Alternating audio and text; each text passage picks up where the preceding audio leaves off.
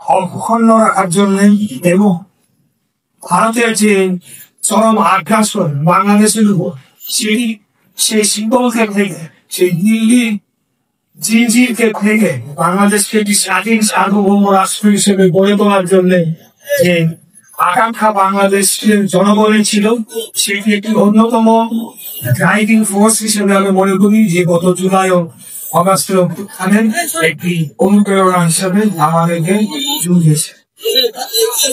এর বাইরে আমরা বাংলাদেশের জনগণ আমরা আমাদের গণতন্ত্রকে ফিরে পাওয়ার জন্য যে আমাদের আকাঙ্ক্ষা আমাদের মনে ছিল যে বাংলাদেশের জনগণের সরাসরি ভোটে নির্বাচিত একটি সরকার থাকবে যারা প্রতি 5 বছর অন্তর অন্তর জনগণের ভোটে নির্বাচিত হয়ে রাষ্ট্র ক্ষমতায় গিয়ে রাষ্ট্র পরিচালনা করবে সেটি আরেকটি আকাঙ্ক্ষা।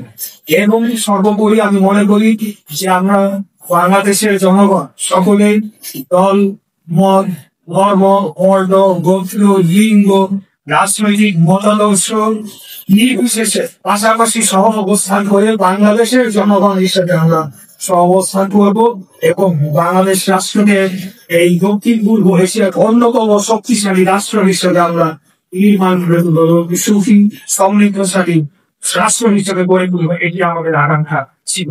সেই আকাঙ্ক্ষাকে বাস্তবায়ন করার লক্ষ্যে আমরা কাজ করে যাবো ইনশাল্লাহ। এবং আগামী দিনে কোন স্বৈরাচার যাতে বাংলাদেশের মাথা চাড়া না দিতে পারে, স্বৈরাচারী কায়দায় যে কেউ বাংলাদেশের রাষ্ট্র ক্ষমতাকে দখল করে জনগণের অর্থ সম্পদ লুটপাট করে বিদেশে পাচার না করে দিতে পারে, সেটার জন্য যে একটা জাতীয় ঐক্যবদ্ধ তৈরি করেছে এই জুলাই আগস্ট গণঅভ্যুত্থানের মধ্য দিয়ে, সেটিকে আমরা ধরে রাখতে চাই এবং সমুন্নত রাখতে চাই। এটি আমাদের আগামী দিনের সংকল্প হোক। ইনশাআল্লাহ আমরা সেই লক্ষ্যে কাজ করে যাব। সবাই ভালো থাকবেন। আবারও ধন্যবাদ জানাতে চাই ভাই আমাকে দাওয়াত করে এনেছেন এবং সম্মানিত